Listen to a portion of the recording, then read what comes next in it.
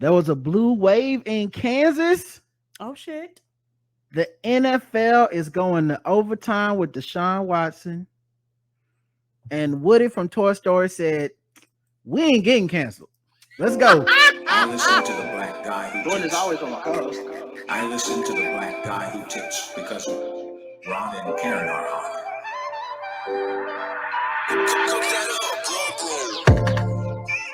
Right.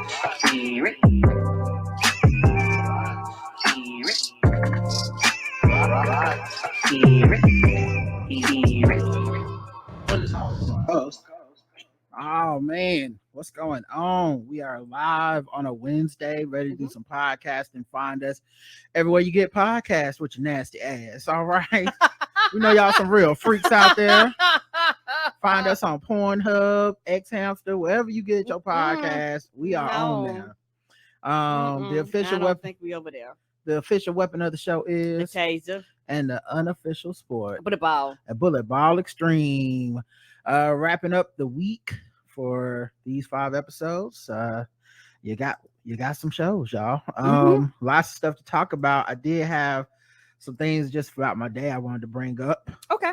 I guess these would count as random thoughts. Although I didn't really plan on it. But I got one thing.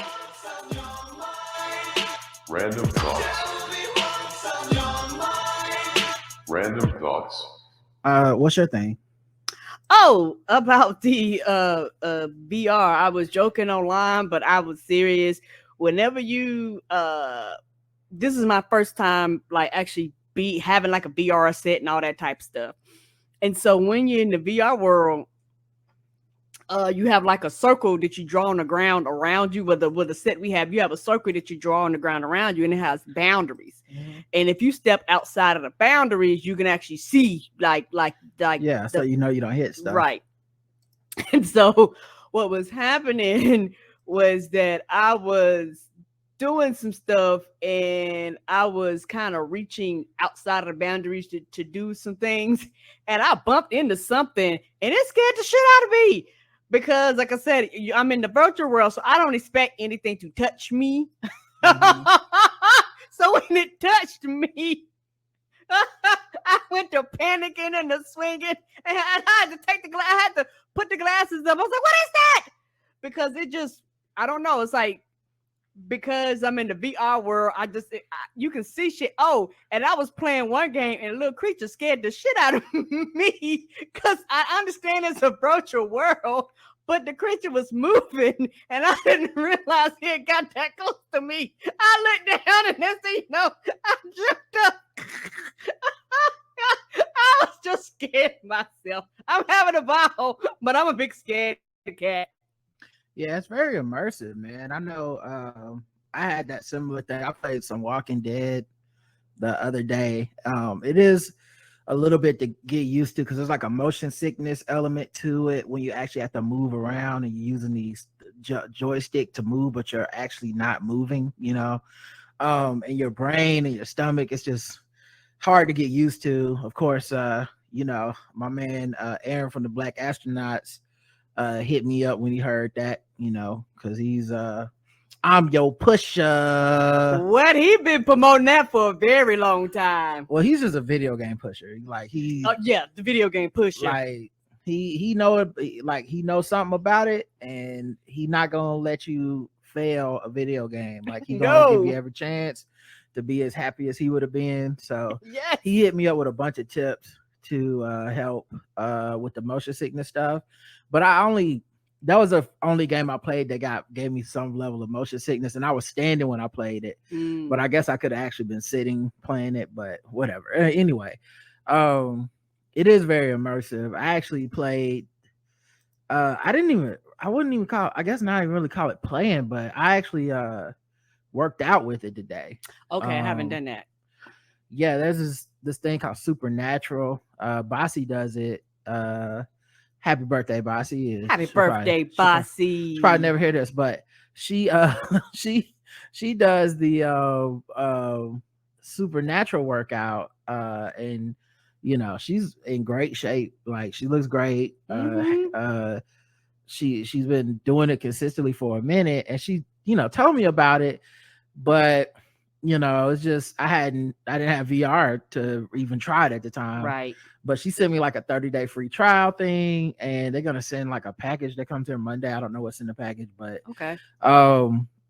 basically, that workout was so fun. Oh my God. Okay. It was so fun. Like it's like the opposite of Peloton. Like to me, Okay. like the virtual reality thing where you're like hitting these cones and moving your arms and dancing around, and you got to fit like underneath these triangles, and it's just keeping you moving the whole time. And you can pick what kind of music you want to do it to, and you can even break, like some of it is to the beat of the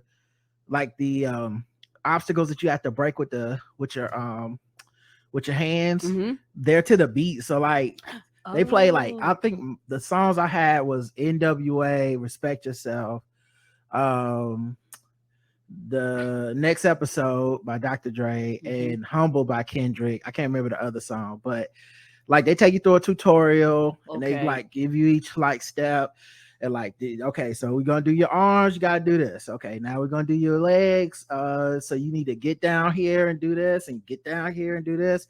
And you can opt out of some of the stuff if like your knees are too whatever, your back is too whatever. And then they just basically put you in it and you start doing the tutorial.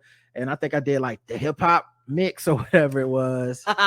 And it was a good workout. Like I'm still a little sore. Like I'm still like I was sweating, I didn't dress properly. I just did it in like my pajamas and some slippers, but like next time I'll definitely be wearing like athletic gear, because it was actually a good workout. And then like they got boxing ones, and a bunch of other stuff. But this was cool because like it was like that commercial you see where it's not the same app, but the one where you see the woman with the swords and she's knocking stuff down. It was kind of like that, except it was like you're guided through exercise and stuff. So yeah, man, that was really fun. I'm gonna try to, like, in the thing it sets goals, like, start off 3 times a week and for this many minutes or this many calories, and you can connect it to your Apple Watch and it'll keep up with your heart rate during your workout. Okay. All that type of stuff. That's smart. I think because when we first got it, they have like little tutorials, and my favorite ones when you dance with the robot. That was so much fun. Because like you say, it's an intro. It basically helps you with like your hand movement and shit. But when you go into the world, it's like the robot, I don't know how tall your robot is, but me and my robot was the same height. I don't know if it makes it the same height as you. Yeah. But me and my robot was the same height. Mine felt like it was a little shorter than me, but I'm not that tall. So me and the robot is about the same height. And so me and the robot was like dancing and moving. So when you go in, you wave at it, waves at you. You can hold his hand. You can spin it around in a circle, and it dances with you. Now I had a ball. I danced and I danced and I danced. You could just do a freestyle. It was just so fun because I think they make the robot very interactive. It has these big old beautiful eyes. They just blink at you, and it's very inviting. And it's really cool how the world around you just changes. So I had fun doing that. And I don't know if you played this one, but I played the Star Wars one. I haven't played the Star Wars stuff. Like I was like, we could probably get more into that on the Nerd Off. Yes. As far as video, like reviewing it. But like I said, I just wanted to say I did that workout, and it was actually a good workout. So I might do it, I will do it again. Like it was actually fun. Okay, I need to try that. When like I said, I'll just be aware not to go outside my circle and scare myself to death. Yeah, the main thing was the area that I had mapped, I needed to, and I'll figure it out eventually, needed to move it. I need to recalculate it and move it to the right a little bit, because whenever I did like a big swing on the left, I would hit the shoe rack a little bit. And as hard as you swinging, you don't want to hit nothing with your hand because you could hurt yourself. But yeah, I'll just that was cool. The other thing was I went to the optometrist today, and it's a new optometrist because our old one moved on or to some other company or something. And it was, you know, and I'm a creature of habit. If I go to you and you do a decent enough job, I'm gonna keep going. Right. But like this optometrist was like, it was like a man and a woman whose practice it was. One was like older. I think the man was older. The woman was a bit younger than him, but they both were just kind of like, you know, standoffish optometrists, you know, to measure your eyes and do your job. Man, this dude that I have now, he got that Mike Kaplan energy. Like he was so friendly, he was so informative, he was so nice. He was I was learning shit like I've never, because you know, it's not even that I don't ask questions, it's just you don't even know what questions to ask an optometrist. Right. Because it's just shit they know, and if they don't want to tell you, then how the fuck you gonna know? You know, motherfuckers don't even know why they blowing that air in your eye. Really, it's like glaucoma. It's like, well, what is that? Like, what would the wrong reaction be? You know what I'm saying? Like, maybe you may have the question, what the fuck is a glaucoma? Yeah. Well, now I'm not saying something that simple. Like I know what astigmatism is, but like it was just, he had this really dope, good energy. Like it was just really like informative, pleasant. You know, he's like talking to me like, you know, you're on the borderline with this type of astigmatism. We have the same kind of eyes. I think that was the first thing he said when he came in. So like it was cool. And then he was like asking about you, and I was like, well, you know, she's got 20/20 vision and has always had it. And he was like, my wife too, and she's so they have a husband and wife optometry business. So he was like, my wife has 20/20 vision too, and I'm always like, how can you be an optometrist like me? Like, you don't even know how we feel wearing glasses. And I was like, I know, it's annoying. And yeah, man, it was like super professional, like very, like it was really a breath of fresh air. Just forget that, you know, there's a certain, it's not bedside manner, but there's a certain something, chairside manner or something in that you could just tell when certain people got it. Yes. And so, you know, I was like, yeah, I'm definitely coming back here. Definitely. Because like the old doctor moved, they didn't say anything, send anything out to patients. Or to notify you anything. They didn't notify me at all. So you just called them, made an appointment, and just had a new person. Yeah, I just called the number and they were like, oh yeah. So they scheduled it. And at first they said, well, we can't schedule it right now because I guess those doctors were leaving and they need to set up the new people. And so once they set them up, they was like, call and make an appointment, or you can even make an appointment online, which is what I did. Yes, very convenient. Very convenient. And yeah, man, it was dope. I'll tell you one thing, that motherfucking vision insurance is a beast because, and I don't know how people are paying for stuff if they don't have insurance. Me either. My eyeglasses without insurance was $650. I ended up paying $150. Like that's a $500 difference. And I had like some bells and whistles on my thing, like the transition lenses that get dark when the sun comes out. You know, I got the, you know, all that, you know, whatever, the blank resistant and this, that, and the other, anti-glare.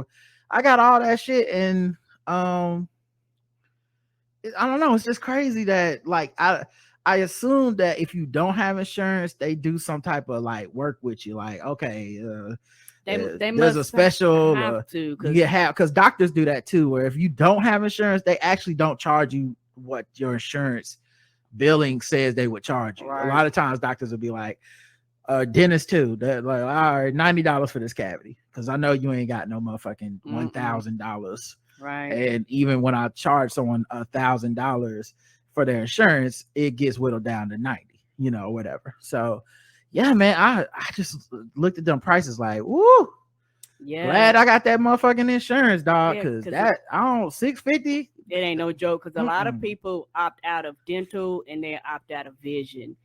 And the thing is, particularly about dental, it's one of those things where you don't realize you need dental insurance until you get something outside of that feeling, and they like, you know what, we need to do You know what I mean? Outside of like basic cleaning, Mhm. you know, if they have to do a cavity, they charge you per teeth and all like that. Oh shit adds yeah, up. but that's what I'm saying. They don't charge you the price they would if you had insurance. Okay. Because I've done that before, where I didn't have insurance or my insurance wasn't going to cover something, and instead of them being like, "Oh yeah, it's $500," they were like, "Okay, well since you're not paying with insurance, it's $100 or some shit." But even still, like you're paying a premium for not having this insurance, man. Mhm. And like if they would have told me $650 for them glasses, I would have got up and walked the fuck out. I don't blame Like, you. I go to whatever the fuck online thing, or I just punch my Mhm. numbers in, and That's what a lot of people do because they be like, "They ain't nobody got time for that." yeah. But yes, it's interesting because I'm seeing in the chat a lot of people talking about opting out of their vision and stuff like that, and I'm like, man, I maybe we just have great vision insurance, but I don't know what the fuck I would have did if they would have made me pay full price. I get vision. I've had 20/20 vision, but I always get vision because it's one of those things where you know, nobody ever really thinks about it, but some shit happened and you be like, I need to go see the eye doctor. All of a sudden you gotta pay that shit out of pocket, and that shit kind of hit differently. So I'd rather go ahead and pay the premium a month. It's cheaper than medical. And vision, to me, in my experience, when I had like vision through my health, through my job, vision was cheap. Mm-hmm. Like vision was like the cheapest of the insurance to pay for. Yeah. So it's like, even if I didn't wear glasses, I would have got it. Because what if you just have an issue with your vision, which I guess most people come in there for? They're always surprised that I come in there just every year to just get my annual physical, even though I don't have issues. Like my annual eye exam, because they were like, what about you know, are you experiencing any problems and trouble with your vision? I was like, no, I just came in because it's been 2 years because of the pandemic. Right. But other than that, I routinely be here every year. Yeah, because if something changes, right. Yeah, I normally, because my vision hasn't really changed in about 5 or 6 years. It's just stayed about the same. It even improved a little bit at one point. And it's like, yeah, you know, it was like, you know, you don't have any damage to your eyes. You're not squinting. You're not this, that, or the other. I was like, nope, it's about that damn time, bro. Like, yeah, because, you know, get a new pair of glasses. Yeah, because I know for like I said, I don't wear glasses, but watching my mom and them with, you know, because she's wore glasses ever since I've been a child. Mm-hmm. And so it's one of those things where when you don't wear your glasses, your sight actually gets worse. Mm-hmm. And I know that you are like, you wear your glasses, you wear your contacts, like you don't play when it comes to your sight. So that probably is the biggest reason why your sight hasn't fluctuated that much. Yeah. So but yeah, that was the optometrist. It was pretty cool. I'm experience. Glad you said you learned something new. What new did you learn? Oh man, it was so much shit. It was like they had, first of all, they have a bunch of new tests. Like they got this thing now where it's like red and green, and like they can make you, even when you're closing one eye, they can make it so you're seeing two things at the same time. Oh, and they can be like, which side is more clear or which one is more blurry to you. You know, he told me, you know, he said, he was like, I'm looking into your eye right now. I can see all the way through your eye, and not just like through where your retina's attached, all this stuff, but I can also see into your brain. And he was like, and I can see where your eyes connect to your brain. And did you know that everybody's ocular nerve connection is unique, like a fingerprint? So no two people have the same one. I did not know that. Shit like that. Wow. I did not know that. I was like, this is some real Mike Kaplan shit right here. I did not know that. That's very educational. Yeah. So like stuff like that. Imagine that these people see that every day for their living. And how many of us had eye exams and no one's ever told you that? Yeah. Like, I didn't know this motherfucker could see in my brain. I'm like, you know what's on my mind? He's like, you want some chicken nuggets from McDonald's? I was like, how you know? How'd you know? You can see my thoughts. I've taken like the eye test and all that stuff. I haven't taken the eye test in years because, you know, I haven't had anything wrong with my sight. Well, that's how a lot of people treat it. But like I said, I mean, that's like saying I only go to the doctor for when I got something wrong with me. Yeah, if that's the case, I might go just to use it, because like I Yeah. said, I never use it because, like I say, I don't have anything. Yeah, to the I best of mean, my even if they're knowledge. just telling you you're fine, or you might find out I'm nearsighted, I'm farsighted, or maybe I do need glasses. I just never fucking knew. True. Your eyes deteriorate a little bit over time. So I mean, more than likely, knowing you'll be fine. You don't seem to have any issues with your vision, but yeah, that's crazy. Yeah, but you saying all that, I might go just go make an because appointment. yeah, that's what I do. Just to be like, you know what? Let me be sure everything's okay. Because people don't think about it. You're staring at screens all day. You go through all these things. You strain your eyes, and things might be normal, quote unquote, but they might be able to see little things that you might not even be aware of. So I think I will go. Yeah. So that's it on that. And then I was watching old Batman cartoon on HBO Max, because that's where all the cartoons went. And whoever invented that thing where you don't show the punch connecting, but the screen flashes the white very quickly, and then you see like the result of the violence. Mm-hmm. That person was a genius, and they really spoiled us with that one. That's that move. I love that move. Like, I was watching something like Mystery of the Batgirl or something, and she like spin kicked this nigga in the screen and kicked the shit out of him. But it was like, because the screen flashed right for like 0.001 of a second. You can show that on TV, but there used to be a time you couldn't show that kind of violence on TV. I still don't think you can. Not for kids TV. Not adult animation and HBO streaming and stuff. You can show all that. You probably can't show it on basic cable. You probably can show it on cable. Yeah, so I just thought that was super cool, man. And just shout out to who came up with that one. It was like, we want to show these violence. We want to show the Joker get punched into the side of a car, but we know that the kids ain't allowed to see that. So can we just flash it right for 0.001 seconds, and then we'll do it. Back in the day, flash, bang, boom. Right. That's what they used to do. But they was like, we ain't gonna do that. Yep. So they figured it out. All right, let's get into the show. That's enough random thoughts. Although I did want to say, gotta shout out ManScaped. Okay. ManScaped just launched their 4th generation performance package. This ultimate package includes the Lawnmower 4.0. That's right. And it's hot outside. You don't want to be walking around with no extra brush fire downstairs. No, you don't. Okay. What is that smoking? Is that your balls? You need to shave them. It is roll the windows down and go to the car wash hot outside. Okay. And the leaders in male grooming have done it again to make your grooming game to the next level. Join the 4 million men worldwide who trust ManScaped with the new Performance Package 4.0. That's right. We trust them with our junk. You get 20% off using our code TBGWT plus free shipping, and you get a whole package. Okay, you get a weed whacker. That's what you get the hair out of your ears and your nose. It's got a 9,000 RPM motor powered 360-degree rotary dual blade system. It's got that skin safe technology which prevents nicks, snags, and tugs in those delicate holes. You also got the crop preserver, which is ball deodorant. You got crop reviver, which is ball toner. You got, of course, not the toner. Come on, tone it up. You got the cutting edge. I mean, we all try to get toned this summer. You got the cutting edge, of course, 4th generation trimmer, the lawnmower, which also got the skin safe technology, but it comes with a travel lock. It comes with a 4,000K LED spotlight. I like that spotlight because so you get that precise shade. Yes, you can see everything. Yes, and it's waterproof. I promise you, it is waterproof. Yes, you will not go wrong. I use it. Manscaped.com, code TBGWT. Get that 20% off. Get that free shipping. I promise. They'll thank you. Give it to somebody for their birthday. Give it to somebody for Christmas. I just it's worth it. I promise.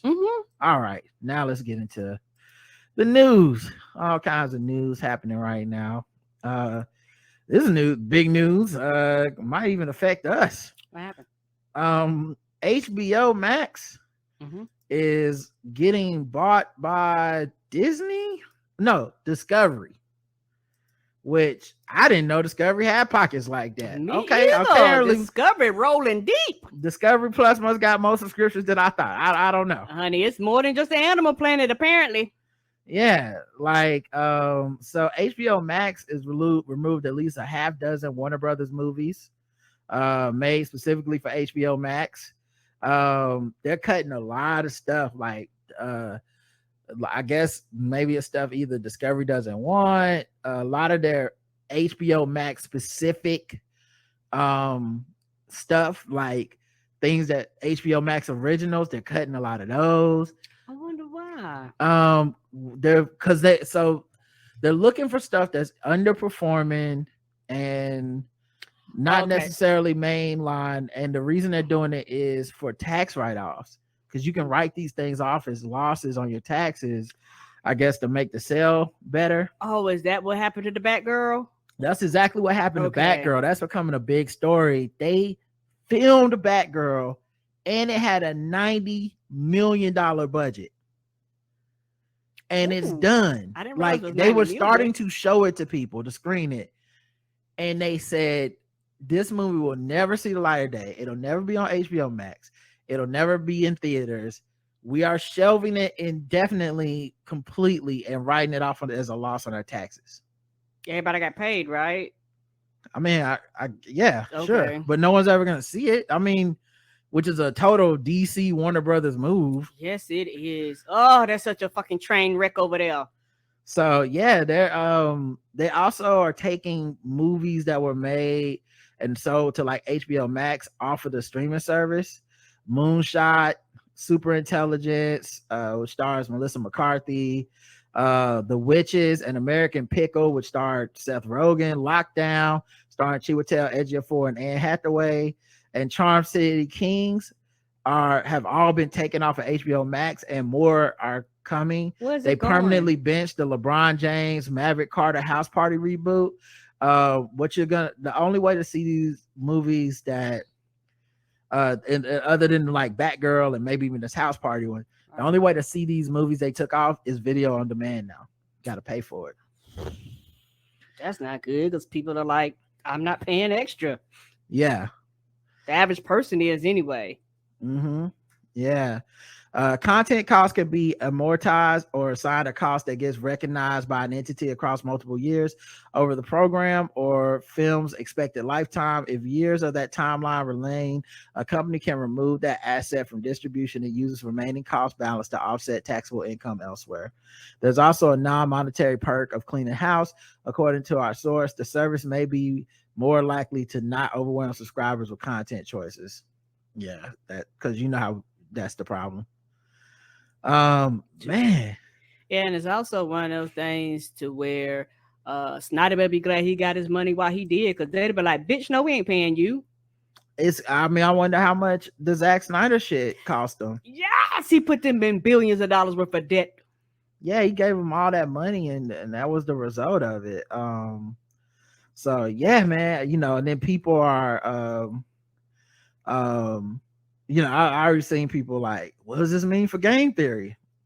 Like, we're not a scripted show, and we do come on their actual TV station, HBO. Right. So the thing they were separating was like stuff that's scripted and stuff that's streaming straight to HBO Max and not on HBO is getting basically canceled or whatever. I don't know what it means for us. You know what I mean? I'm glad we're in a position to be relying on ourselves, and I hope we get the second season and get in there and have some fun. But this shit is like so above the pay grade of everyone involved in the show. Right. Like, nobody knows. Like, it's some executive way up. They just looking at numbers. A lot of times they don't actually care about lifetime funding the shows. That's kind of what happened when you almost have investors come in, because I work with companies that are bought by investors. This is kind of the thing that they do. They just come in and they just say, what are the numbers? Show me the numbers. This, and this. And they have no emotional attachment to it or anything. Like, they actually don't care.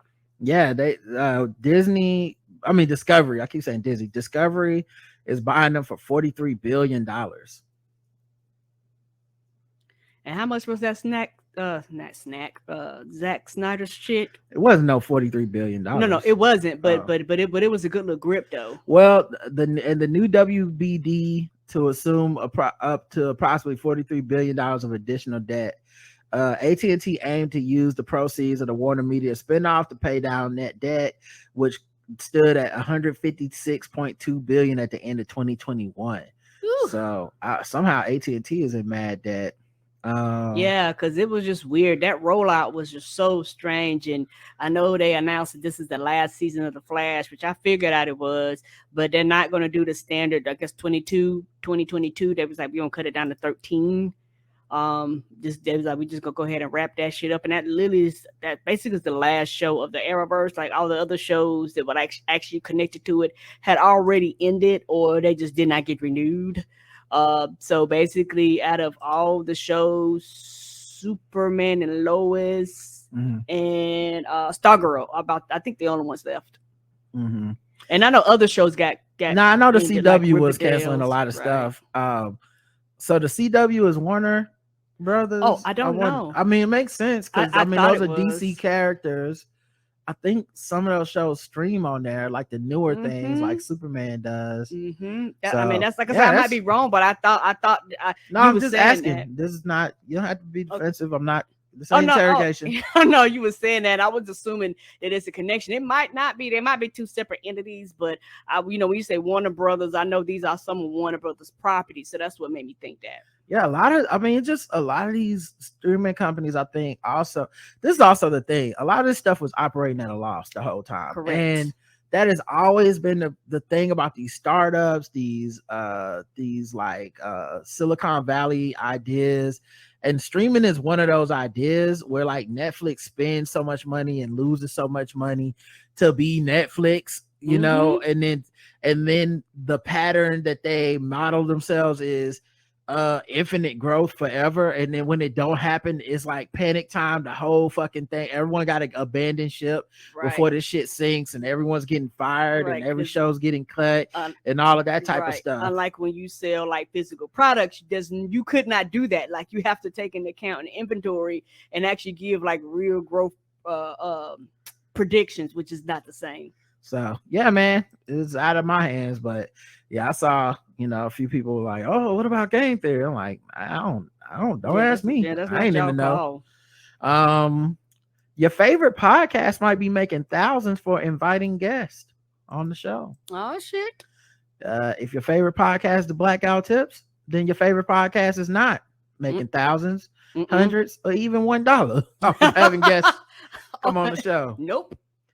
The big name guests might not have appeared on your favorite podcast out of kindness of heart. Bloomberg has learned that podcast guests are routinely paying big money to appear on popular podcasts. Guestio, a marketplace for these deals, has seen transactions in the past 6 months.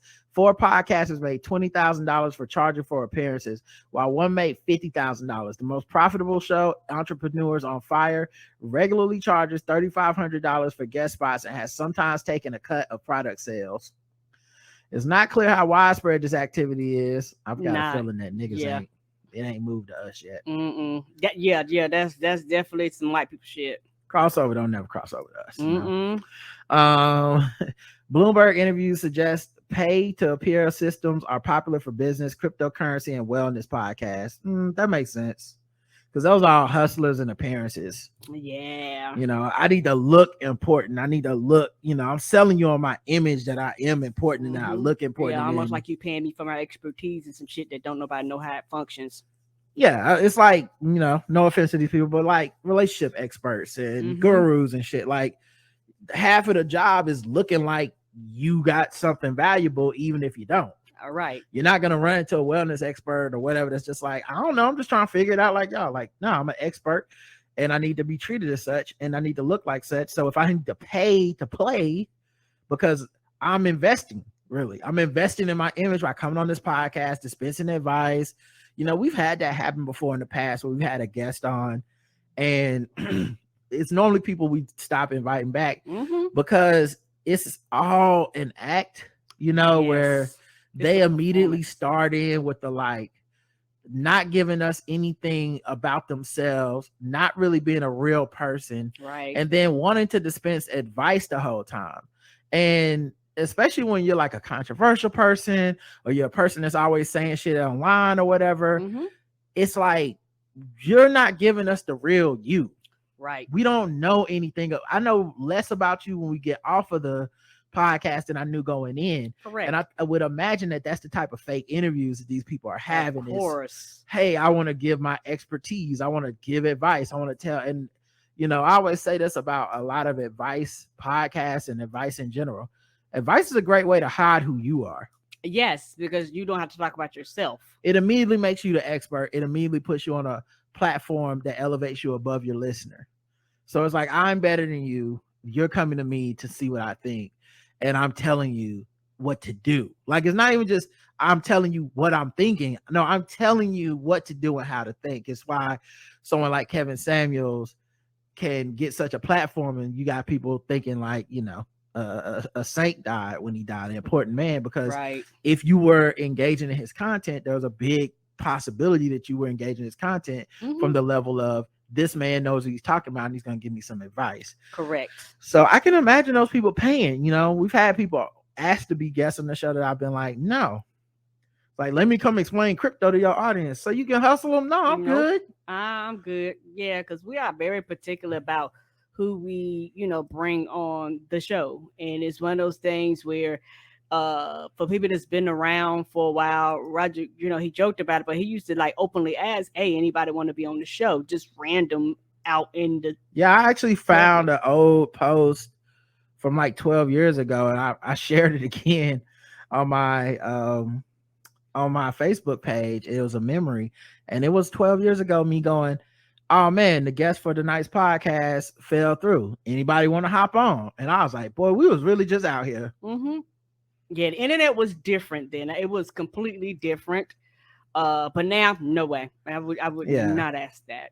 However, there are legal and ethical concerns around the practice, probably because you ain't telling your podcast listeners they paid to be on here. Of course. And people consider it basically a modern take on payola or pay for play schemes that people used to use on the radio. Of course, because people are gonna make money. This is what people do. Like, it's just a matter of time. Podcasting became the new radio for a lot of people. Yeah, because anybody can be it. Anybody. Yeah. You know, there's people like I'll pay to use some of my music on your podcast and shit like that, you know. And there's no rule in podcasting yet, because it's not regulated, that you got to disclose that you just let somebody on the air. Whereas if it was in the radio format, the FTC would be like, you need to tell people this is a paid advertisement. Right. Yeah, because technically it is. Yes, it is. Yeah, because they pay, you know, because like you said, people pay like it's radio. This is not radio. So, you know, why am I charging you to send me music? Voters in Kansas had a blue wave because they came out and voted to keep abortion legal in the state, rejecting an anti-choice amendment. And they fucking voted 60% no. I think this right here, and I really do hope people keep this same energy all the way to November. People are mad and they're hot about the Republicans coming out here just showing their asses. I think for the first time, white people are looking at other white people like, bitch, you the problem. And it took a long time because a lot of white people gave other white people the benefit of the doubt on a lot of shit. And they always thought, nah, it can't happen. It can't happen. It can't. Like, it was that constant benefit, which irritated other people that goes, y'all don't actually see them for what they are. And once you do, it's going to be a problem because now you're going to have to fight twice as hard to get it back. But cool, if we got to keep going through this, okay. And I think once that shit passed, a lot of white people was like, oh my gosh, like, people went lying to me. Y'all are pieces of shit. And also, I think with a lot of people going to the doctor and going to the hospital and realizing this shit is impacting them, even in these quote unquote safe haven states that everybody want to flock to, is even impacting you in these places, and the people going, oh shit, we're gonna have to do something else. We're not gonna have any rights. So people are like, no, I'm gonna show my ass to the poll. I think it's causing people to get more engaged, which is a good thing. It's causing people to actually learn and civics and shit that they just glossed over, learn how shit works, which is a good thing. Be a part of the system, educate yourself, be informed, be active, so that you can do shit like this versus everybody just sitting back with their arms folded, crying and wailing and falling out in the street, but then won't do no shit, and then turn around and be like, why ain't shit get done? Well, bitch, you didn't help. Yeah, this is something I said on the show a while ago, where a lot of mainstream media is really proposing that November is going to be a bloodbath. It's going to be a red wave.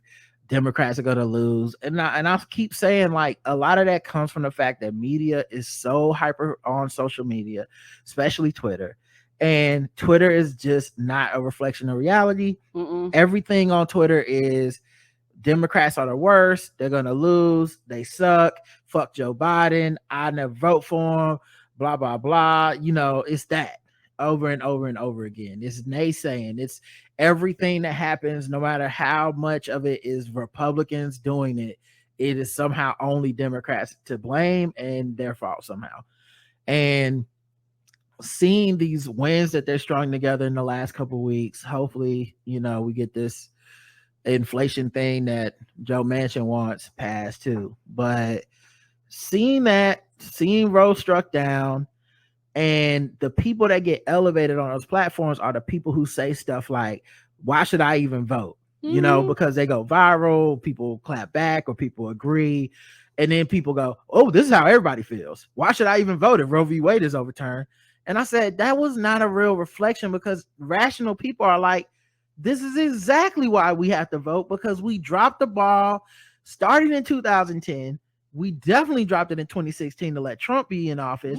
If anyone learned from those, 2010 to 2020. So if anyone took the lesson from 2010 to 2020 was what we need to be doing is voting less.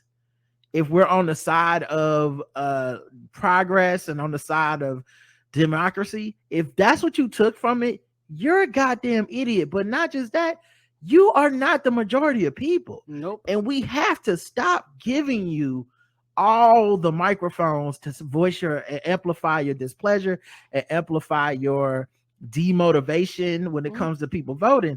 And so I was like, a while ago was like, yeah, I think this could lead to the opposite. Because I said, you know, the one thing you really have to worry about is that some Republicans will be motivated to vote to keep abortion, to keep the foot on people's neck. Oh, we finally got Roe v. Wade overturned. I'm gonna go to the polls and show these Democrats, blah, blah. But there's a lot of people, and I really want to see the breakdown of this, by the way, because I want to see white women. Right. But there's a lot of people who went, nope, that's too far. Yeah, right. And so that's where they drew the line, right? You know, I'm like, I don't know that it's an open and shut case that Democrats will lose, other than y'all telling me they'll lose. Like, this isn't unprecedented times. Like, motherfuckers like, well, you know, with an incumbent president, da da da. I'm like, yeah, but the incumbent president is, how many of these are incumbent presidents after attempted fucking coup when we're investigating the last president for a fucking insurrection? Like, I don't think these are just normal times, and I think anyone paying any bit of attention would know this is not normal. There are some people that are just on board with that shit, but those are not the majority of people, and you know they're not the majority because of how much they suppress the vote of these other people, because they know if everyone could just vote, they wouldn't have power. So I'm not sure that we should just give up and, well, we gonna lose. Then you fucking fight. Then you fight as hard as you can to the end, and then we'll see what happens. But the motivation that I was seeing on the timeline last night was so beautiful, because it was people going, when we show up, when we vote, this is what happens. Kansas is a red state. This is not a blue state. Kansas is a red state. And they were like, get the fuck out of here. I think Trump won Kansas by 15 points, like 15%. They were like, nah, are you fucking crazy? That means it's people that voted for Trump. people that vote Republican right. who said this is too much. What the fuck are y'all doing? Correct. They thought there was a line. There is no line. There is no line. So I think these issues that we're seeing the game theory, no pun intended. We're seeing the game theory come into play here, which is what happens when Republicans finally get the thing they want, and the fundraising and the motivation from evangelicals and shit is no longer beholden to you. That's why they're pivoting to gay marriage and trans, because they know that the bigoted white evangelical will go, well, yeah, but they don't care as much. You know, it's not the same energy. So. It's just not. And it's also, I think, for a lot of those people, like you say, this is where they drew the line. And also, I appreciate on social media people that are coming out talking about don't vote over the past probably a few months. People have been, particularly after Roe v. Wade, a lot of people are coming out and just telling them people immediately shut the fuck up. Like they like, you know, people are like immediately, you need to go somewhere and sit down. And people are actually, because I think a lot of people felt this way the whole time, but because of the way social media is, you was like, well, I'll just let them cook. Like, you know, it ain't that big of a thing. And now it is a thing. So people are go, no, you need to go somewhere and sit down and shut the fuck up because you are the problem. Like people are literally calling people out. And I'm glad because these were, like you say, the loudest and the wrongest people out here, but never, they want all the credit and none of the responsibility when shit goes left. Yeah, shut the fuck up. So anyway, nothing make me feel better than seeing them basically say, yeah, we're not going for that shit. Let's see. The NFL is appealing Deshaun Watson's 6-game suspension, putting the punishment back into the league's hands. This is pretty important because we didn't have Balls Deep Sports last week, and we'll have it tomorrow, obviously. So we'll talk about this again. But Deshaun Watson got handed a 6-game suspension after being accused of more than 24, 25 different women accusing him of sexual harassment, sexual misconduct, and in some cases sexual assault. And definitely had sex with a couple, at least 3 women by coercion, meaning that they testified or would go on record as saying they did not want to have sex with him, but did not feel that, they really had a choice. So they had sex with him anyway. Correct. Now, the arbiter who they went to arbitration to like a third-party judge, which is a big thing because, Roger Goodell has been the crime and punishment czar in the NFL ever since he came in. Of all the things, I don't think Roger Goodell's a bad commissioner. I actually think he's a pretty good commissioner. He seems like a pretty good guy for considering everything. That being said, the way he got that job was based off of racism. It was, the media was covering the league, the NFL, as the out of control league with too many rich black guys who are criminals and thugs. Right. And percentage wise, they have less crime than the general population. Yes. And they always have and always did. Right. And he wrote that sensationalism to power by saying, I'm the principal. I'm going to punish them all. I'm going to make sure that these guys act right. And he had several tests and several people he came down hard on and all that stuff. And he made punishing criminality the job of the NFL, which it hadn't been before. It was, and especially with these black leagues, it was like, yeah, they criminals, right? They don't deserve that money they're making, meanwhile, the owners could fucking fill up a jail, right? Anyway, point being, I never liked that about how he came to power, and I didn't fuck with him based off of that. I think he's made subsequent changes on his stances and his actions in the past few years that made me go, okay, maybe he's changed, or maybe he realized the folly, or maybe he just got his money and realized, I can't do what I promised. Because one of the things that's happened is, no matter how tough he is, people still do crime. Yeah, they do. Because most of these crimes that we're talking about, especially the egregious ones, these are not crimes people are having a lot of forethought or having a lot of they're playing they seem to be like domestic violence is not something that seems to be a I could go to jail for this, I better not do it. It seems to be a crime in the heat of the moment about power and domination and a bunch of shit that starts before you even think about I'm gonna get suspended from the NFL or the NBA. You're putting your hands on somebody in the height of anger, in the heat of the most volatile emotion. So the idea that like if you knew you were gonna get suspended 6 games, you wouldn't do it, doesn't really cut the mustard. This dude seemed to have a compulsive sexual fetish or something of the power dynamics of this massage thing with these women who many were unlicensed, many were black. He seemed to have something that drew him there. It was a predilection there. And so the judge said, because the NFLPA and they want the power out of Goodell's hands, because Goodell probably would say some shit like, yeah, he's suspended for at least a year, maybe 2. He can come back and ask me next season. Right. And they was like, well, we don't want that, so let's take it outside. So the NFL Players Association has never wanted that, and it's their job not to want that. Agreed. It's their job to say, we're going to fight this. Yeah, that's the purpose of a union. Yeah, that's what they do. No matter how bad the case is, no matter how fucked up the person is, they're going to always come out and be like, whoa, how can we get less? They appeal everything. Here's the thing, though. When this woman ruled there was a 6-game suspension, she supposedly did not even talk to the women who were accusing Deshaun Watson. What? Yeah, she basically said because the sexual assaults and harassment, no matter how many there were non-violent in her mind. Which, what is a non-violent sexual harassment and sexual assault? Right. What is non-violent?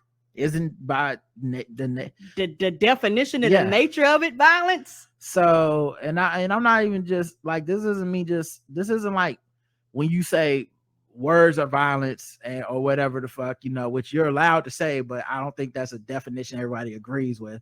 It's definitely not a legal definition, but it's not a legal definition in many cases. Like I can't be like, man, shut the fuck up, and then you can sue me and be like, Rod was being violent.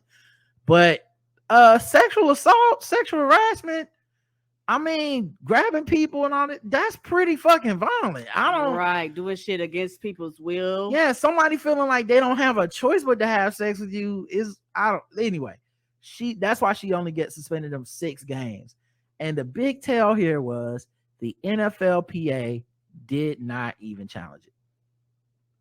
Like they didn't go, because they know they fight everything. Right. We want 4 games. Like normally that's what they do. Even if you were to say like, hey, he's suspended for 6 games, they go, well, we want him suspended for 3. Like they fight it and then they get it cut down. They do that all the time. They didn't even challenge it this time. Right. So people are like, something up. Y'all not even fighting this shit. That should tell you everything about this ruling and who was in favor of it. Also, Deshaun Watson restructured his contract, so he won't even lose any money really. It's a big ordeal, but the NFL had 48 hours to push back on this, and they decided, yeah, we're pushing back. 6 games is not enough. Right. And it's also one of those things where you can turn around and be like, you didn't do your due diligence. Like, you do your job. Your job was to actually talk to people and interview people and do all this shit. You're arbitrary. Like, that's just your job. Also, part of the sentencing or the decision was 6-game suspension, and he can only get approved massages from the team. To me, I'm like, that shows you that you really ain't solved shit. Like if you had to build that in, what are you really saying about this punishment? About the, yeah, it is a punishment. But 2 sources told Yahoo Sports, the NFL is seeking either a 1-year suspension for Watson with mandatory treatment or a suspension of less than 1 season that would include a significant fine as well as a mandatory treatment. In their prior talks, the NFL suggested a 12-game suspension and a monetary fine of more than $10 million. That suggestion never gained traction as it was viewed by Watson's camp as a retroactive suspension, with the financial penalty serving to essentially erase the 2021 salary he was paid by the Houston Texans. So yeah, we'll see what happens, but it's gonna get ugly. And they're gonna challenge it, and it's gonna go back and forth. Yeah, and it's one of those things to where they rather do it like this, because then we're gonna find some things, but this is one reason why they didn't want a lot of that shit to go to the court, because then people, y'all had to open the books and we'd have found out everything. Right. Just wow. What a crazy time. Speaking of crazy times, Alex Jones is on trial right now because all his lies about Sandy Hook. Yeah, talking about them people kids wasn't real. Yeah. And that it was a false flag and all this shit. So people are still there. It's one of those things where it's being filmed or televised, so people are sharing clips online. And what's the wildest thing, his lawyers accidentally or on purpose somehow sent a bunch of documents, including text that he claimed didn't exist about the Sandy Hook massacre text he was to the fucking the prosecution, to the other team's lawyers. Yes. Oh, did they CC him by accident? Somebody wasn't paying Not attention. him, but the other lawyer. Yeah. The other lawyer. Yeah, I don't know their gender, but yeah. Well, whoever the other lawyer is, they put them in there by accident. They probably going through and I bet you it's like Adam or Sarah or whatever. It's just they probably got one of them in their office, and they was like, "Oops." It's not just that. Lawyers representing the family of Sandy Hook massacre victims who are suing conspiracy theorist Alex Jones said they received child porn in documents they were sent by the InfoWars founder. Oh! Consultants working with the lawyers discovered the images in the documents that were requested during a court hearing in April. A lawyer representing the families immediately alerted the FBI.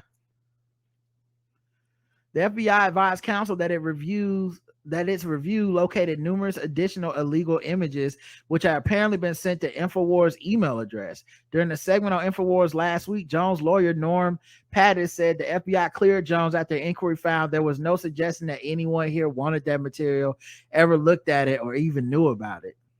That's not true. What the fuck is happening during this dude's Infowars.com? You better be careful, honey. He had anything to do with January the 6th. Trust, this is in them, all them documents too. It's just there's always smoke over there. Yeah, somebody gonna end up going to jail. Yeah. So yeah, it's, and like I said, that's not even talking about the fact that his lawyer said it's like a comedy. You paying them all that money for them to fuck your case up. Yeah, like Alex Jones, everybody's fired. Alex Jones damning text accidentally sent to Sandy Hook lawyer. So now he understand, and people like, you about to perjure yourself because we actually know the evidence that you about to say don't exist. It does exist because we have it. Because y'all sent it to us. Man, got you looking like a fool. This is crazy. But yeah, he just yeah, fuck him. Pay them parents. I wonder if the lawyers did it on purpose. Like, fuck this guy. It you know what? Somebody IT or somebody smart. Like it wouldn't be surprising if somebody else knew how that shit worked or seen it and knew how to people smart, make it look like a certain way. I'm saying his lawyers did send this to the other team of lawyers. Okay. That I'm wondering, like, I wonder if they just said fuck him. Cause like, how else do you make a mistake that fucking egregious? Here's when he found out about it. So you did get my text messages. And it said you did. Nice trick. Yes, Mr. Jones. Indeed. You didn't give this text message to me. You don't know where this came from. Do you know where I got this? No. Mr. Jones, did you know that 12 days ago,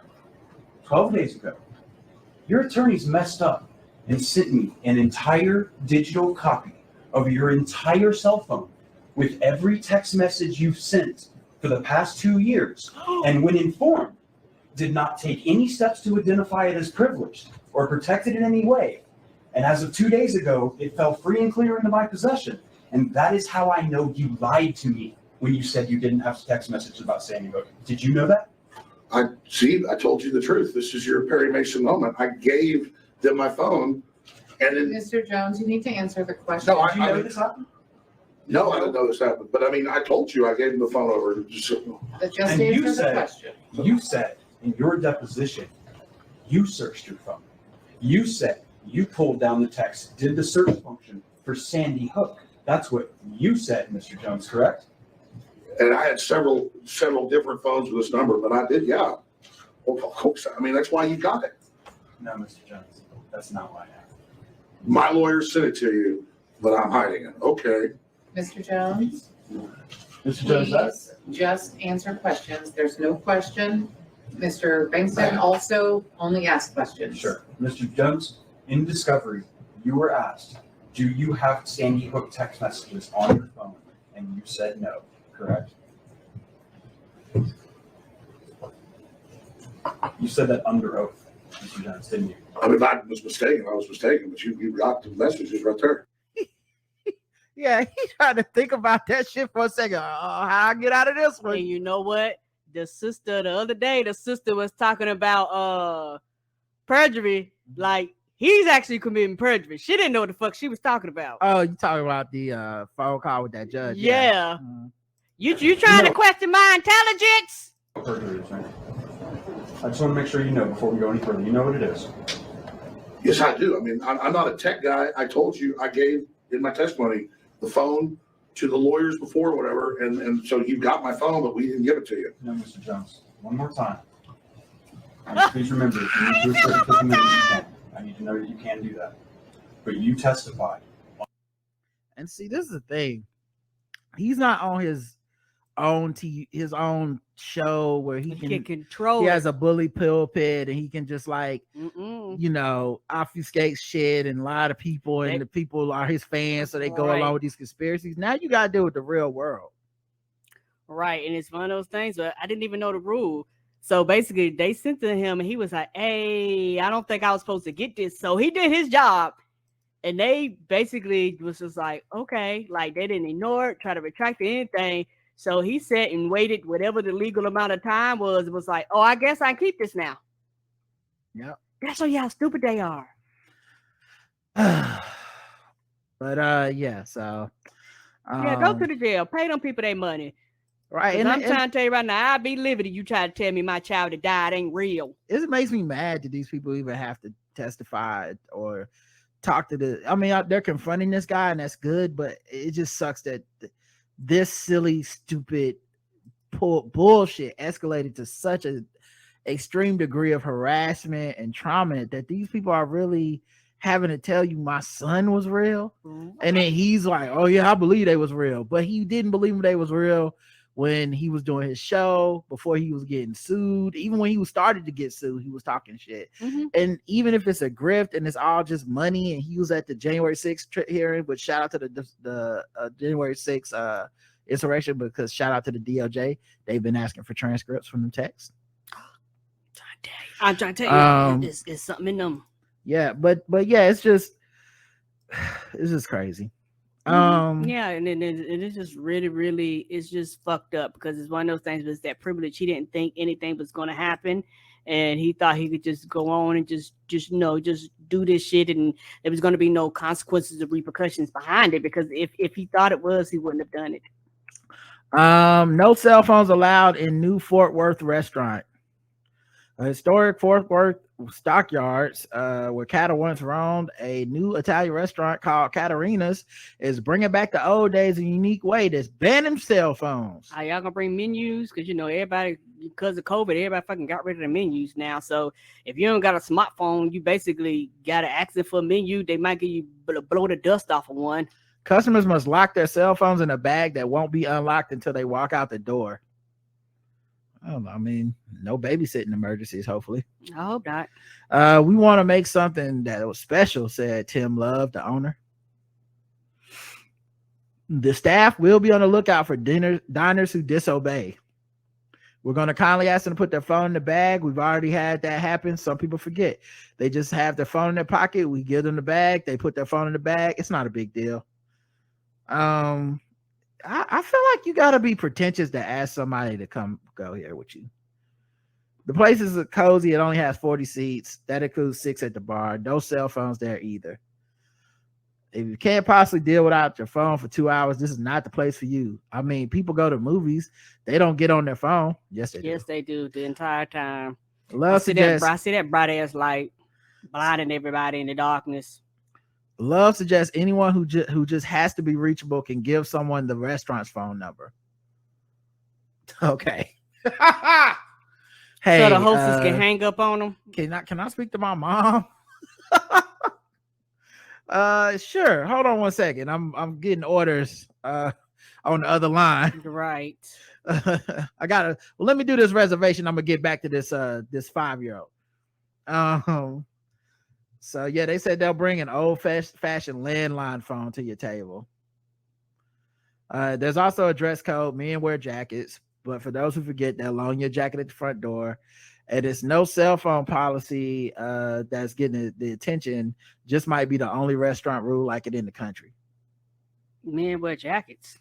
Yeah, if you ever been to like a fancy restaurant, like I don't know, Palm or Morton Steakhouse or some shit like that, I don't know.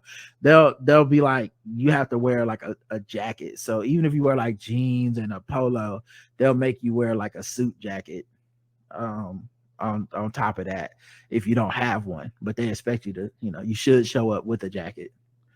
I've had business meetings and stuff that went there and you had to bring a jacket to eat fucking steak. It was pretentious as shit. Right. Who gives a fuck? It's like, can I afford the price? Then I feel like I can do what I want. But right. Okay. I'm not coming here with no goddamn dress code. It just mostly lets me know it's not my type of space. Right. And I probably won't be eating there. It ain't that important to me. Sure. Put this jacket on in the monkeypox pandemic. Right. House of the Dragon writer says the show won't depict sexual violence against women.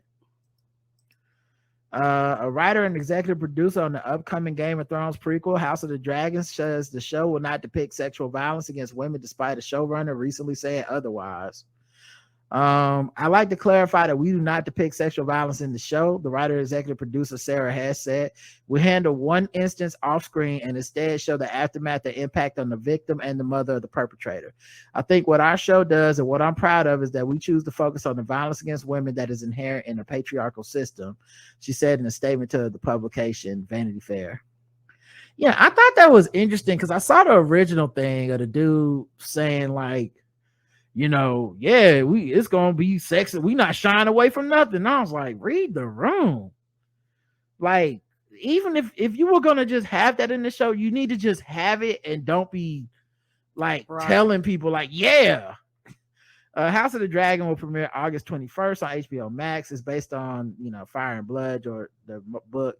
The show is not historically accurate. What? Don't we already know it's not historically accurate because there's no such thing as dragons? Okay. Anyway, there are many historical or history-based shows that romanticize powerful men in sexual marriage relationships with women who are actually not of an age to consent, even if they were willing. Sarah continued, we put that on screen, and we don't shy away from the fact that our female leads in the first half of the show are coerced and manipulated and doing the will of adult men. This is done not necessarily by those who we would define as rapists or abusers, but often by generally well-meaning men who are unable to see that what they are doing is traumatic and oppressive, because the system that they all live in normalizes it. It's less obvious than rape, but just as insidious, though in a different way, which was heavy in the original Game of Thrones.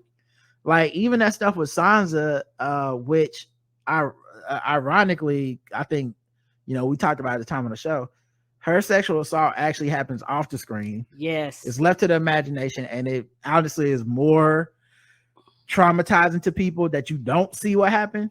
And yeah, which is why it was such a big, huge. Yeah, and it was a character that people loved and hated. They just felt strongly about. Right. But when that happened to her, it was like, I think some people were just mad that they had to have empathy for that character for the first time. But also just it was like like when stuff happened in other episodes where there was sexual assault, there wasn't nearly as much outrage. You know, I'm still thinking about, I think it was Craster's Keep, where it was just horrible what happened to those women. Right. And just no one wrote into the show about it or nothing.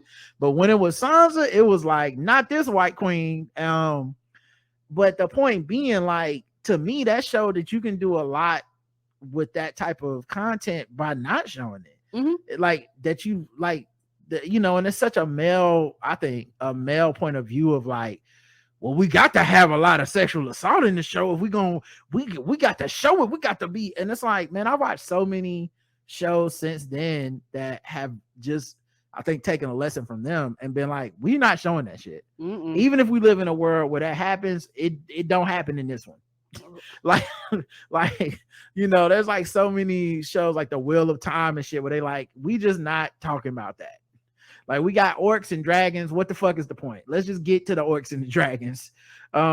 Walking Dead, I don't, you know, like they don't depict it, even though it was in the original comic book. Yeah, they might hint at it. Like they hint at it. They hint at it, but they don't show anything like that.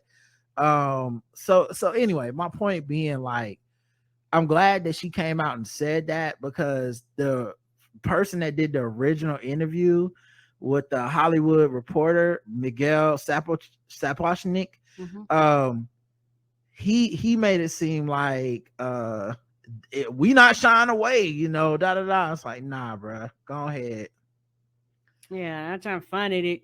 It's one of those things where everybody looking like, dude, shut the fuck up. Like, you know, you actually gonna make it a problem by doing this. Yeah, and I don't think he meant it as a bad thing. Like he said, because I'm sure someone asked him, he said they pull back on how much sex appears, yet still gives a look into how sex was a casual part of life. Violence against women is still very much part of the world, the Hollywood Reporter wrote in the story. Sapochnik said they approached the matter carefully, thoughtfully, and we don't shy away from it. If anything, we're going to shine a light on that aspect. We can't ignore the violence that was perpetrated on women by men in that time. It shouldn't be downplayed. It shouldn't be glorified.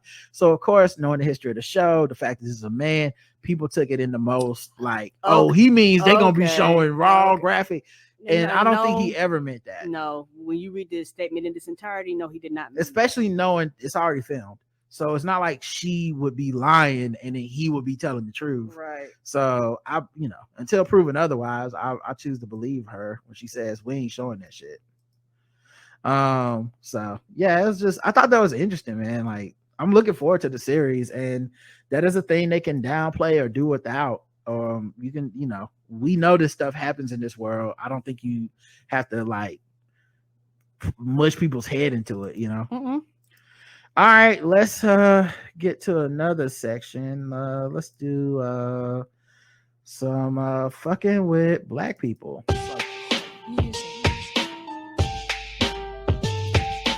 Fucking with those black people, just fucking with those blacks. Fucking with those black people, just fucking with those blacks. Fucking with those black people, just fucking with those blacks.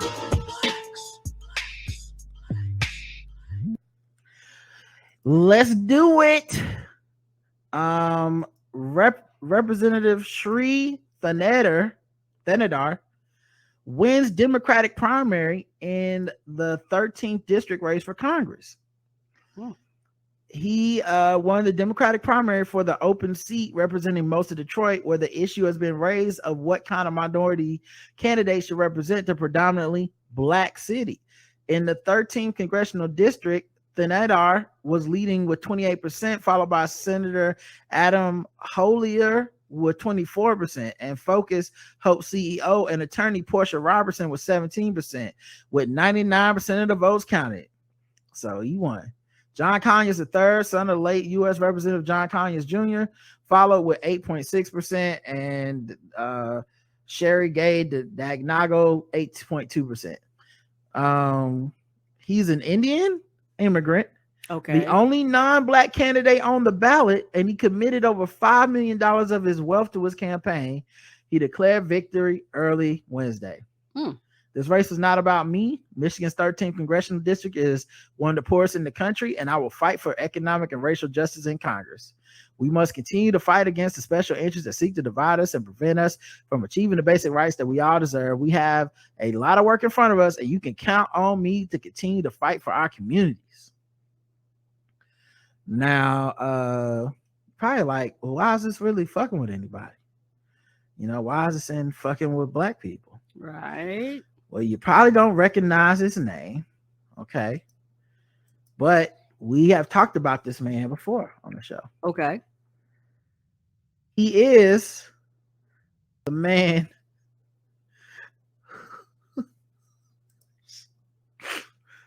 who used Popeye's chickens to court the black vote in 2018. He ran for Michigan governor, and he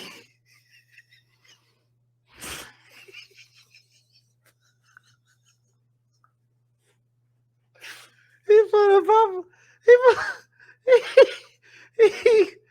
told people that he liked Popeyes too. Okay.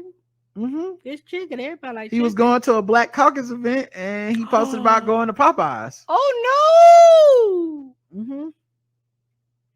Did he tell him did he eat greens too? What the hell is this? He deleted the video, but when he asked about it during a local interview, right, he said, "I just happened to be there. I love spicy chicken." Yeah, he said he deleted the post because his only purpose was to invite people to the Black Caucus debate. Once the event was over, there was no point in keeping it up. We have reached out to the campaign about the postal update if we receive a response, which they didn't. Mm-hmm. Yeah. So that's where we know him from. Because he was talking about that Popeyes. But yeah, 0 to 100, Karen. Finally found a way to win that black vote.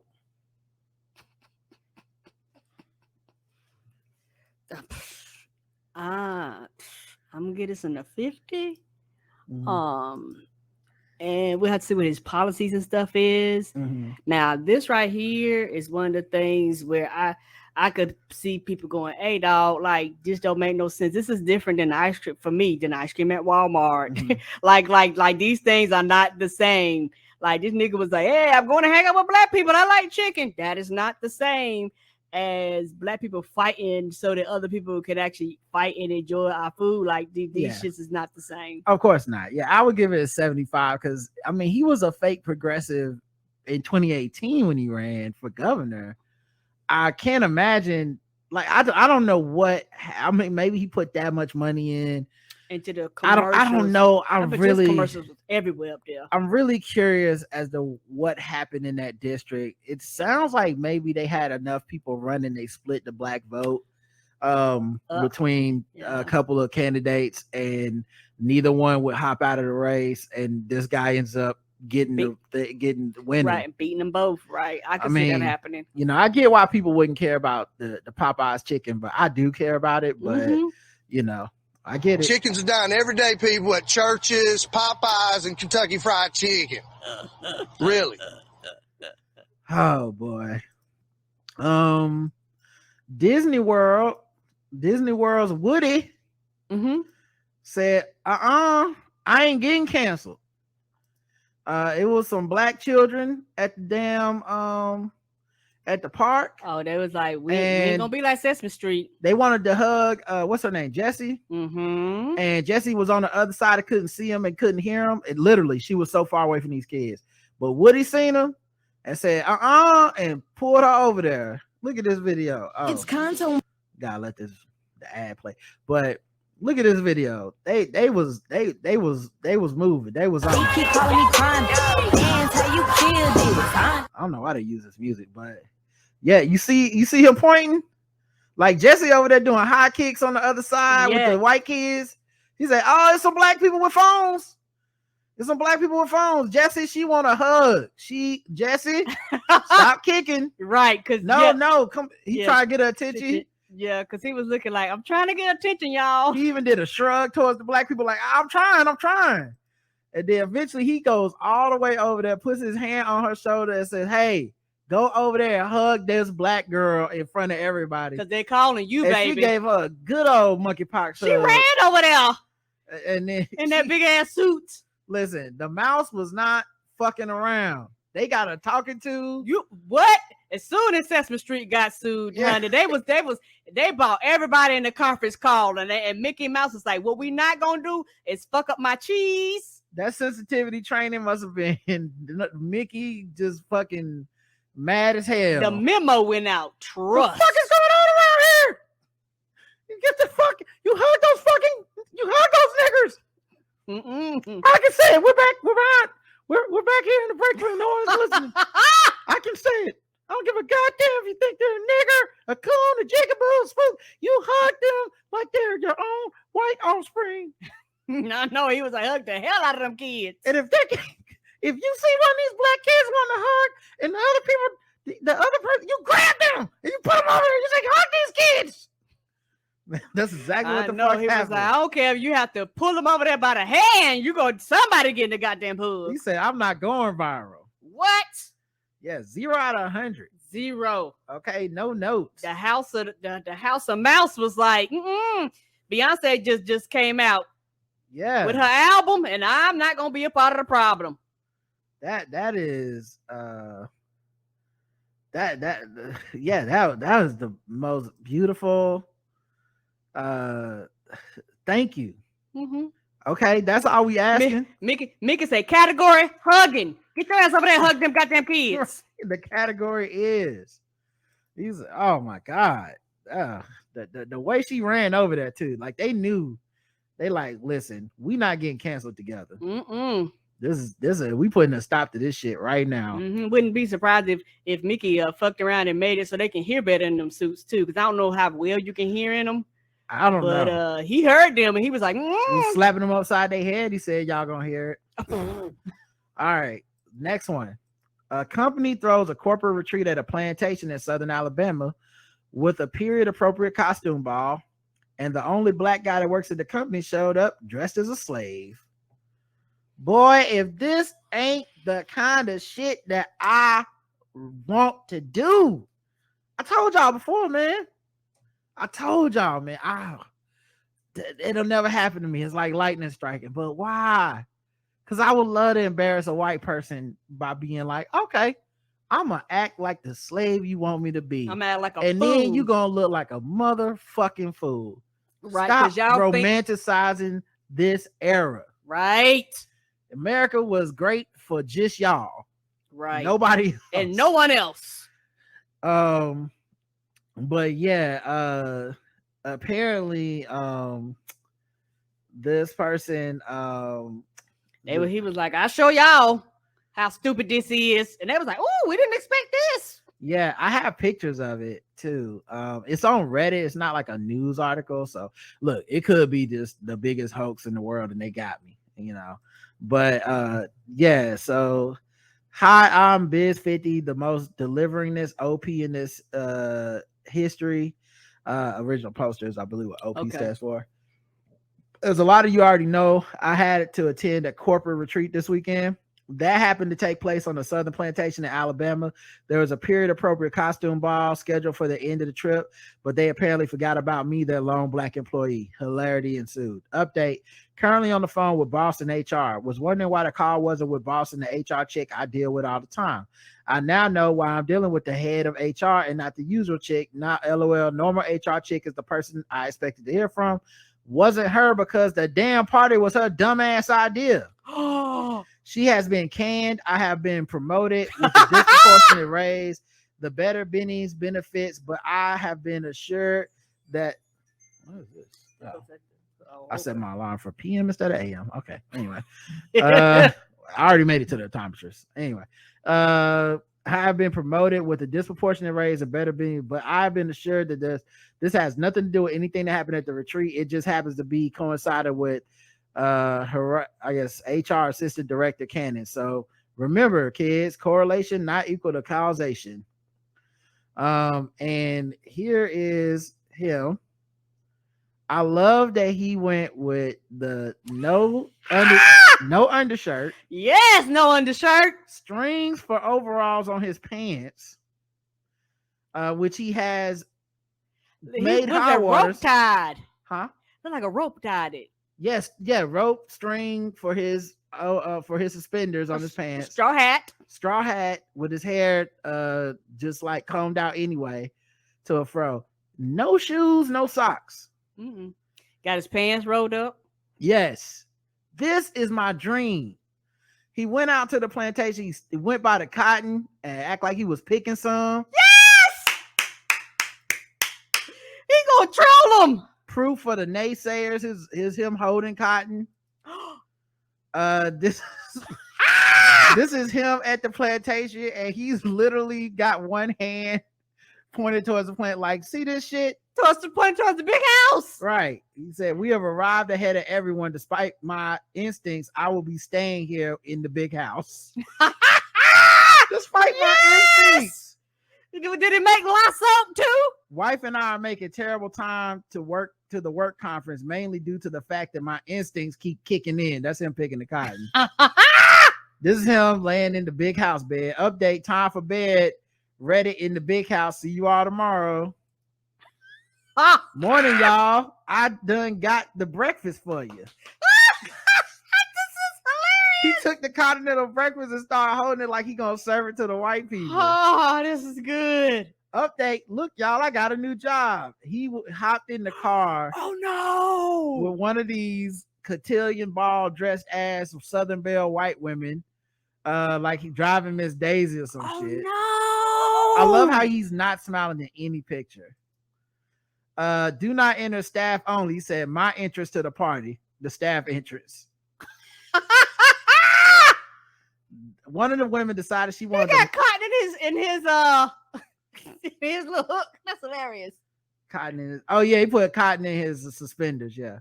One of the women decided she wanted to model her dress now. As a result, I have finally been seen. This was her face seconds before I stepped out from around the corner. So that's her trying to model her dress on the steps as a Southern Belle, debutante. Mm-hmm. And so then he showed up, and here she is. Seconds later, once I revealed my costume, she looked so disturbed. Like, why? Why are you not dressed as a Southern gentleman? It's like, because I would have been a slave. Right. I would have been a slave. Nobody said no to the fucking plantation. Nobody was like, plantation, fuck no. This was her instincts kicking in to care instincts, like she want to tell on somebody. Woman in dress. Get this nigger out of here. Oh my God, bitch! Did you see what bitch is wearing? Oh my God, I can't even silence. Yeah, see what she gonna tell the manager. In the end, the boss canceled the party. Of course. And the CEO, who was supposed to be at the party, never showed up. Because somebody called him. The reason they gave for canceling the party was inclement weather. And while it did rain and the party was supposed to be outside, the location had more than enough space inside for there to be some sort of contingency plan. It is also a bit odd the CEO canceled. As far as I know, he isn't allergic to rain. My thoughts, I think the climate was just a bit dark for him. That's good. That is so good. Honestly, that is hilarious. 5 stars, no notes. Like when the Airbnb thing happened and they were like, slave cabins and we're gonna take it down. I was like, fuck, why couldn't I see that before they found out? That's the kind of shit I want to go to and be like, look at this shit, y'all. You know what I mean? Mm-hmm. Oh man. Nobody thought how that could turn wrong. Nobody. Not a single person said Plantation. Put like this. Somebody, but this was in a budget. That means people had to see it and sign off. Not one time did anybody question it. Obviously, they didn't ask the black employee. I love this. That's fucking hilarious. This is so brilliant. Oh my god. Yes. It reminds me of a Key and Peele sketch. It reminds me of Eric Andre had a sketch like this. Like, I love this shit. Fuck them. Make them uncomfortable with their own bullshit. Right. But yeah, 0 to 100. 100 for them, 0 for him. That was hilarious. Yeah, 0, really. He even got the person whose idea was fired. I really can't think of a better way for this to play out. Great job, everybody. That's hilarious. And what a dumbass idea. What a dumbass idea. All right, let's get out of here on some guess the race. And then we'll wrap this bad boy up. Why is my computer moving all slow now? All right. We'll get to some guess the race when it's. Oh, there we go. All right. I was like, damn. What time is it?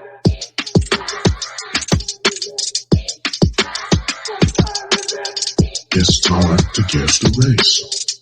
It's time to guess the race. It's time to guess the race. It's time to guess the race.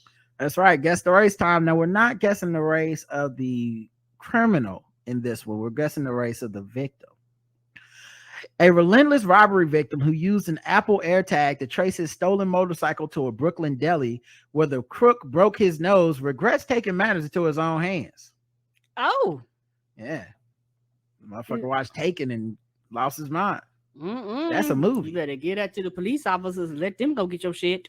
I think a lot about if he had a gun, I could be dead, said Stephen Herbert Jr. No shit. I think about how dumb I was to confront somebody and maybe have my life ruined in a lot more serious way. Oh, he in Brooklyn up there where they blow horns at each other all crazily. So he assumed nobody got a gun. Herbert 41 bought the brand new Honda Metropolitan June 11 and linked its small tracking device to Apple's Find My network. 3 days later, his new ride was gone, with Herbert surmising the crook hotwired the bike. Herbert, riding along with police, used his iPhone to track the AirTag June 14th, but the trail went cold, leaving the cops and the frustrated man with no choice but to break the surveillance. After the failed attempt, he rented a Revel scooter and went out on his own the same day. Remembering he felt he had to see for his own eyes before they got blacked. Herbert finally tracked it down, though his license plates were missing, outside a deli on Knickerbocker Ave near Jefferson Street in Bushwick about 2 p.m. He spotted 2 people outside the deli, walked up to confront them, but the thief claimed the bike was his. Let's wait for the police, Herbert recalled, said to the man. What? The thief, however, had other ideas. He hopped on the motorcycle and took off before returning. When Herbert put his hands on the bike in an attempt to stop him from taking it again, next thing I know, I'm on the ground. They might have been hitting and kicking me. I was just hoping they'd stop at that point, get up and leave, take my motorcycle, and they did. Stealers keepers. His nose was fractured. He needed surgery to repair the break. He hopes elective surgery will restore its original shape. Goddamn. I definitely walked around the neighborhood with an aura of comfort, and now I don't. And I definitely don't feel safe.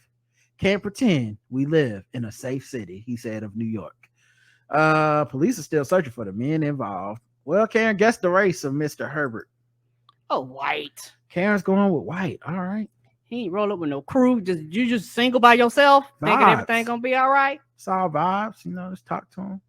Let's see. It's taking a while for the chat room to guess. Oh, the yeah. race. Sometimes it's a Maybe delay. they already know. Gotta go with White, says Juan Gangi. Yeah, Gangi. Impossible white man with the white audacity. He was very possible. He got his ass whooped. Go gadget. Get fucked up. White. 3 names thinking he's the cop. White man shit. White rode around with the cops. I have failed this city. Green arrow. White. I thought I had failed this city. That's a good one, Juan. The correct answer is White.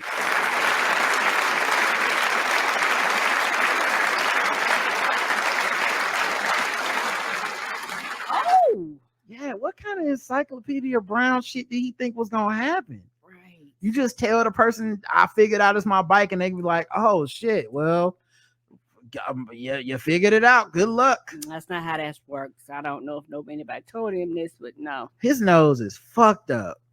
Yeah, it's actually bent. Yeah, you almost lucky. like making an S shape. Lucky you didn't get killed, man. Like, you are lucky you didn't get killed. All right, let's go to the next one. A grandma sets the new world record for the longest fingernails after 25 years. Good God. Yep. Diana Armstrong from the North Star State, Minnesota, has won the Guinness World Record for the longest fingernails on a pair of hands, female, as well as longest fingernails on a pair of hands ever, female. Both of the 63-year-old hands have a combined nail length of 42 feet, 10.4 inches. God damn. Right thumb is the longest of all her individual claws, measuring 4 feet, 6.7 inches, while her left pinky nail is the shortest, which is 3 feet, 7 inches long. I know. You know how much work it would be to do like a hand job at that point? You can't do too much anything but your hands. Yeah. It's interesting too, because like her nails aren't long on her toes. Like, what made her trim those? The last time she used a nail clipper was back in 1997. Nigga, do you know I graduated from high school? She stopped trimming her talons following the death of her 16-year-old daughter, Letitia, who died in her sleep from an asthma attack. Letitia was the one who had regularly manicured her mother's nails, but after her passing, Armstrong made a vow to never cut them again. Wow. Anytime I think about cutting them off, it gave me chills, like I'm going through that grief all over again. Oh, this turned into a dark, deep psychological trauma. Mm-hmm. I don't want to go through that pain again, so I just kept telling them it's like keeping her close to me. When I started growing them, it wasn't to be in the Guinness Book of World Records. Now, since I am, I tell people you shouldn't judge people because you don't know what people have gone through. Armstrong's long nails have made some simple tasks very difficult. Of course. Such as picking up items off the ground, closing zippers. Her solution: using her toes to grasp things off the floor. How do you wash your body? How do you wipe your ass? Right. How do you flick the bean? That's a lot of questions. If I have to pick up money off the floor, I can pick up bills, but if I drop change on the floor, just stay down there. Armstrong has also stopped driving as her fingernails have made it hard to steer a vehicle. The process to get a manicure is also a complicated one. She heads to the nail salon every 4 or 5 years. Her hands acquire about 15 to 20 bottles of nail polish and a woodworking tool for filing. She even recruits her granddaughters to help paint her fingers, who love to color them with bright patterns and designs. Oh my goodness. Oh my God. I think Letitia would be proud of me because she's the last one who did my nails. And that's who I think when I grow my nails is my daughter. What happens if you get to heaven and Letitia's like, why you ain't cut your nails? That was my thing. My whole thing was you should cut your nails, not you shouldn't, remember? Right. Meanwhile, the previous holder of the world record, Houston native Ayanna Williams, made headlines in 2021 when she chopped off her whoppers after growing them for 30 years. Oh, 30 years. All right, Karen, guess the race. Black. Karen's going black. 30 years. Mm-hmm. Well, 25 for this woman. Oh, no, thank you. Sound like she would have never caught up to that other woman, too. Letitia didn't want this. Blacks. Letitia's mama is black. Black. Sis, I need you to cut your nails, please. Black. The correct answer is black.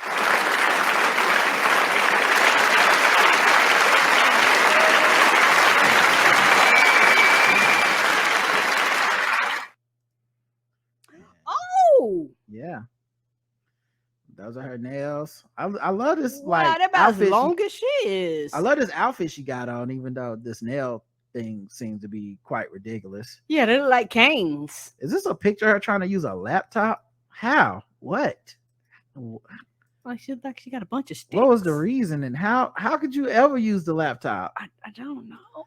It just got her. She must be like, I know she be on her grandkids' nerves. Baby, come over here and type into the YouTube for me. Yeah, you can't do shit. Yeah, talking about driving. No, you can't drive. Shit, your nails will be out the sunroof. And the nails look like tree roots that long. Yes. Oh God, it's so gross. Oh God. Oh. Oh no. Mm-mm. Like she got a bunch of canes. Right. All right, let's get into the final round of Guess the Race. Karen's 2 for 2. That was why I ain't racist. How can I be racist about anybody or anything in my life? How can I? Call them niggas. Just call them niggas.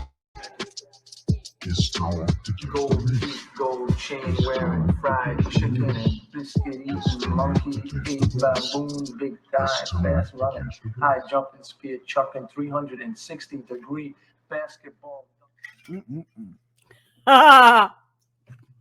Nevada family secretly living in Children's Museum had arsenal of weapons. What? A family was secretly living and storing an assortment of weapons inside of Nevada Children's Museum. And when nobody's seen them? Where the mother and father worked.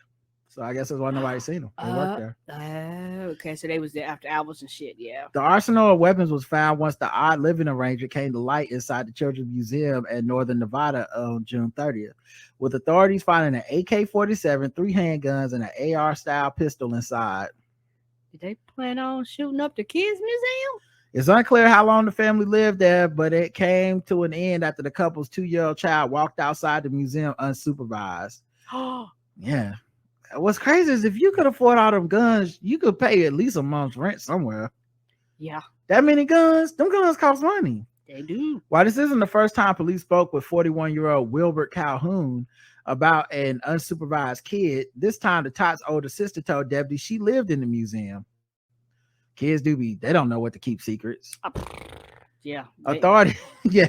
Kids gonna tell you the truth. We live there. It's like, what now? Authorities and the museum board member found sleeping bags, mattresses, clothes, and food in the area off limit to visitors. On top of the guns and day-to-day items, ammunition, knives, and suppressors, and a taser, as well as drug paraphernalia, because you can't be around all them kids with guns and no drugs. I mean, come on. That's just common sense. Were also found, according to the police report.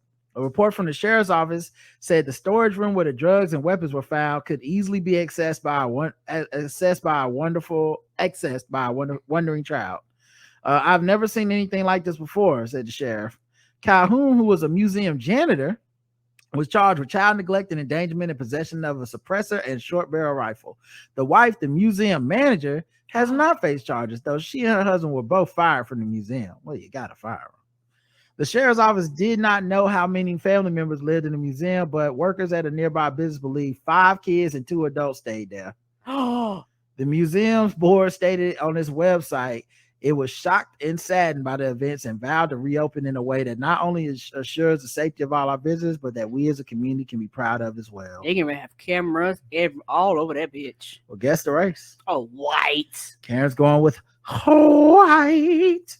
Let's check the chat room and see what they believe. This some white shit. 5 whole ass family members. White squatters. Yeah, Night at the Museum would have been a different movie with these people in it. Yes. Calhoun, you know they was white racist. White. What white nonsense is this? White Northern Nevada wants to be Idaho. White kid snitch. Oh shit, white. Night at the Museum for real. White audacity. The correct answer is everyone said white, and everyone got it wrong. They black.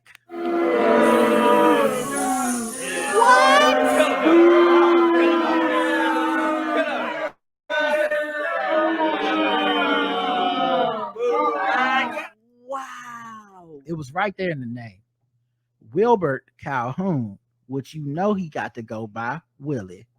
Willie Calhoun, a black janitor. That's black. Come on. It's all good. You missed it, but I get why y'all missed it. It does. Yeah, Wilbur. I'm about to say, I think of Wilbur in Charlotte's Web. He was white. It sound like some white people shit, but yes. Willie Calhoun. Now, do you still feel like that sounds white to you? No, that's black. Right, that sounds black. Willie right. Calhoun. He probably went by Willie Calhoun, the janitor at the museum. Okay, hate to be racist, but that's what the goddamn game is. Okay, you knew that when we played it. All right, so ratchetness. I was 2 for 1.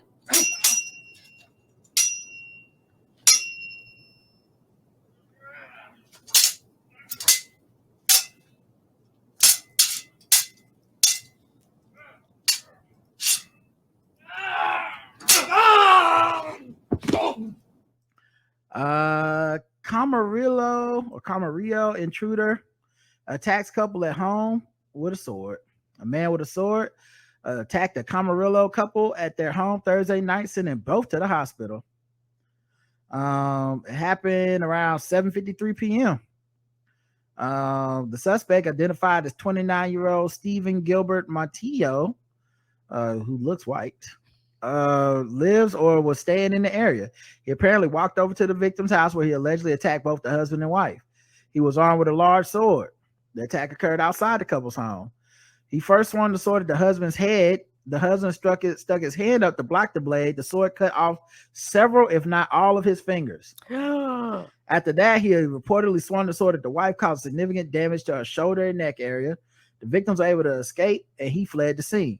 Both victims taken to the hospitals. The injuries did not appear life-threatening, as long as you don't mind not having all your fingers. The husband and wife were able to identify him by name because they knew him from previous contacts. Authorities initially said the victim didn't know the suspect. Well, it sounded like somebody knew somebody. Come on.